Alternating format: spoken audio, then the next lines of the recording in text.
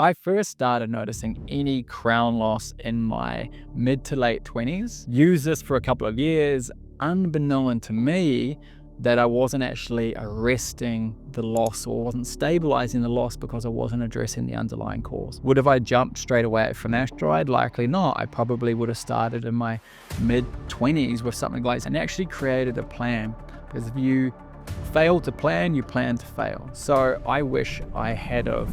Hi, I'm Dr. Jonathan Hopkirk, Sydney-based hair loss doctor and co-founder of Levels of You, an Australian-based hair restoration company that treats people on a daily basis. In today's video, I am going to give you 3 key lessons that I learned in my hair loss journey starting way back in my 20s.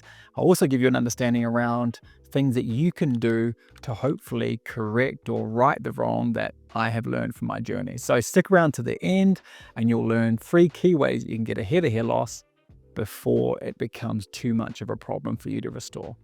Key lesson number 1, I wish I had started sooner. So when I started actually noticing hair loss to a point where I was prompted to take more assertive action, is actually probably at a point where it'd been going on a little bit too long. And when I say too long, I mean more than a couple of years.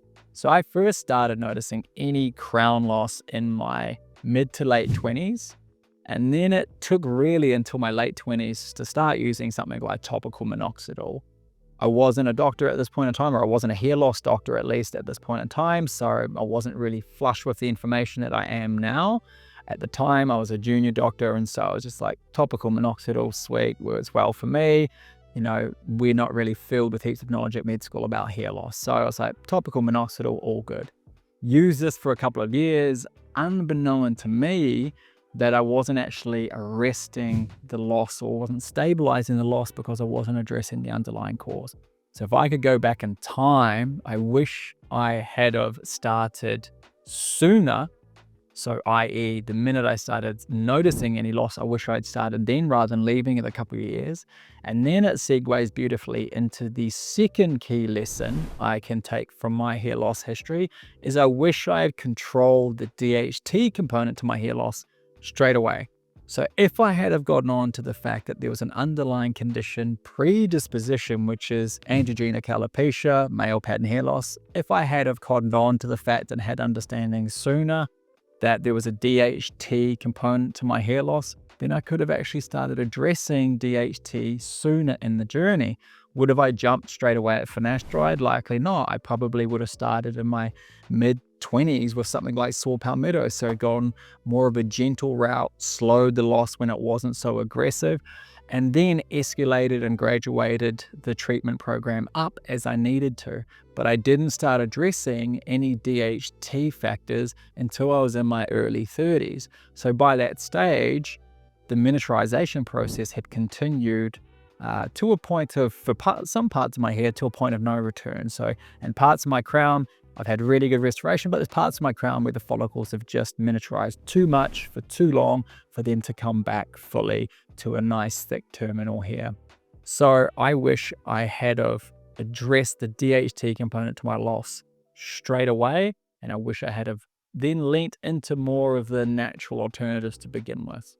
And then the third and final thing I wish I had have done, and a key lesson I have from my hair loss journey, is I wish I'd gotten professional guidance from the outset.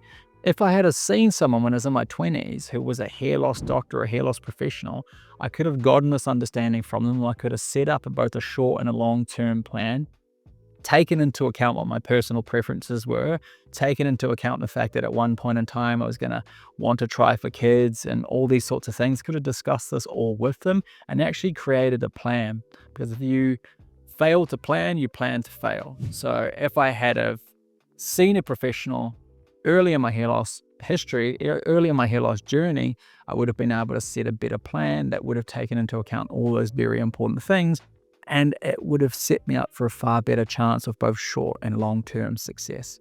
So in summary, 3 key lessons I take from my own hair loss history is I wish I had started sooner. I wish I had addressed the underlying cause, i.e. the DHT component, right away.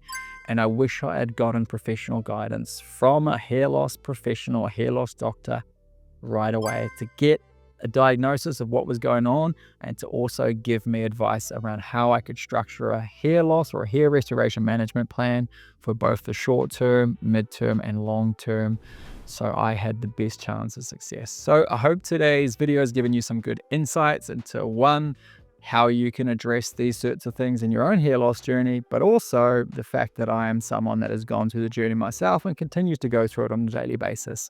If you have any comments or queries or questions about my particular journey or those things I just said, hit them in the comment section and I'll happily reply to these. If you're not already someone that is subscribed and you get great value out of these videos, please do subscribe, share, like if you think it's got value. Look forward to seeing you next week. Thanks for tuning in today. Cheers.